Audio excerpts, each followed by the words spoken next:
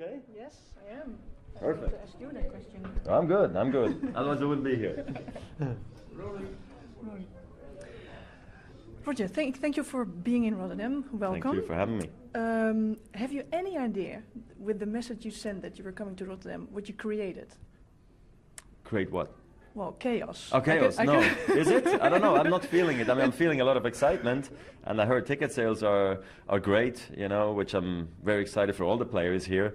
But the field was already very strong with or without me. But it's nice to hear that, you know, fans and tournaments are really happy to see me. That's how you want it to be after all these years, that you have a good relationship with someone like Richard Krajicek or the tournament organizers. Everybody works very hard. I see a lot of familiar faces, actually, from way back when I used to come here. And it shows that there's a good working climate here at the tournament. I'm happy there's a bit of chaos then in that case, you know. It's positive. It's positive, absolutely. Let's go back a few weeks. We have to have it about the Australian Open. Mm-hmm. We expect everything always from you. Did you just surprise yourself? I did. I totally did. Because the last time I defending a Grand Slam title is actually at the US Open from 2007 to 2008. So it was a long, long time ago. So I just figured, just because of these statistics alone, it won't happen. It's not realistic for me to defend a Grand Slam championships. But look, I knew I was feeling well. Off-season was good. Hopman Cup went really well. It was Belinda together. We played great. And and then all of a sudden, again, I really was able to play at a very high level and saved best for last. Played a great quarter semis and then also finals. So also maybe got a bit lucky against Chung, him not being injured. But I was able to utilize my chances and play very well. So can't believe it, really, to be honest, that I was able to win 3 slams in 1 year. I mean, it's absolutely crazy, especially after the injury, to be honest. It showed, of course, with the emotions coming out. Yes, you did see that at the end, exactly. Well, I was commentating, and you made me cry. Oh, so really? Oh, my God, I'm so sorry. No, but it was, look, I think the pressure I was feeling before the finals, it was, I've had it in the past, you know, where I knew there was so much on the line. Let's say like in 2009 when I was going for the all-time Grand Slam record. Pete Sampras was sitting right there in the front row, seeing maybe his record being broken. I won 16-14 in the 5th against Roddick. And look, it was just so emotional, you know. So I think when everything was... pressure, yes, and mostly pressure. And I think when everything's said and done in a situation like this, you know, first you're just relieved and happy you were able to withstand the pressure, and then happiness started to come out, you know, and I was just so emotional being able to speak to the crowd and thank everybody who has worked so hard with me, for me, and been supportive through, you know, there's always tough moments. Everybody is fighting their own battles, you know, I'm not the only one, so it was, for me it's nice to share, but it's a bit uncomfortable. I can't watch those highlights when I'm crying, it's terrible.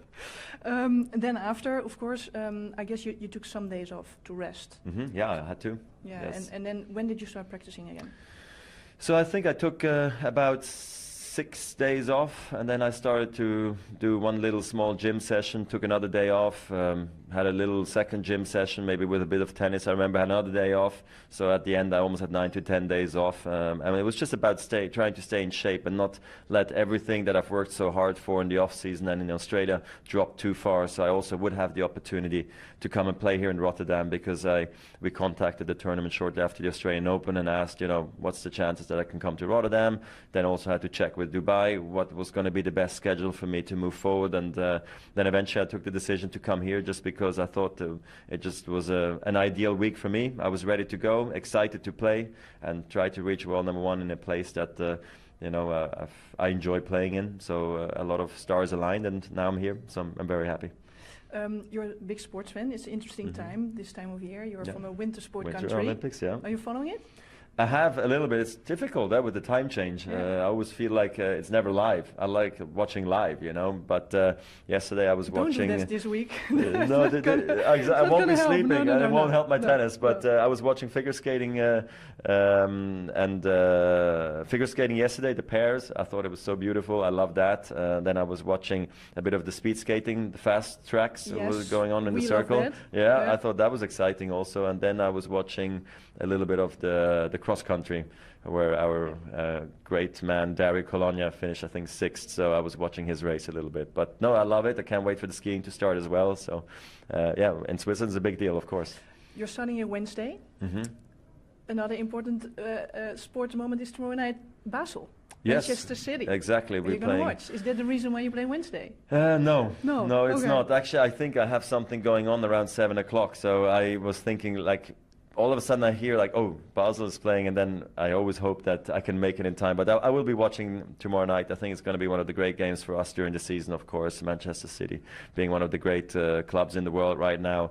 Basel's had a tough season, but a good one in the Champions League. It's been absolutely amazing for us. So I wish them always the best. They know that. I don't need to say it, but I think it's going to be extremely difficult, you know, just because their quality is just incredible. Well, we're broadcasting it, so if you want to watch Okay, it, you yeah, can watch and it. at least I know where to watch it. Thank you. Then to your match. I was just curious, when does your match preparation start? You know, you play Wednesday night, but when? Yesterday. When yesterday? I think, okay. well, obviously upon arrival, you know, that's when it gets really like crucial, because you're getting used to conditions. The new tennis balls we're playing with, it's a different brand than what we played with in Australia or even at home. So you're getting used to that. That's why I'm practicing twice today, to get used to it as quick as possible. You know, doing the stretchings, doing the massages, getting enough sleep, sort of eating the right food, if you like, just doing everything right. So that for me really starts once I arrive on site at a new tournament. And then practice-wise, if you go back to your younger years, sorry, compared to now, is there a difference in the hours you spend on court and off court? Is there a switch? Well, in the off season, I'd say I probably practice less, but with even higher intensity and higher quality, less breaks and so forth. So I can save the body in the process. It's always a matter of trying to stay injury free. But I don't know, for the most part, it's actually not a big deal. I just think maybe my body needs a bit longer to heal from injuries. You know, that's the biggest difference I feel. And I just need to be more selective in how many tournaments I can play, what is the right amount of practice, what's not enough. But no, it's pretty much similar, to be honest. Last question, towards your first round, Ruben Beemans, what's your expectation? Don't know him that well, to be honest. I've seen him play a little bit, you know, but not enough. You watched videos, or? I will go and watch some videos, and then obviously listen to what Severin and Ivan have to say about him.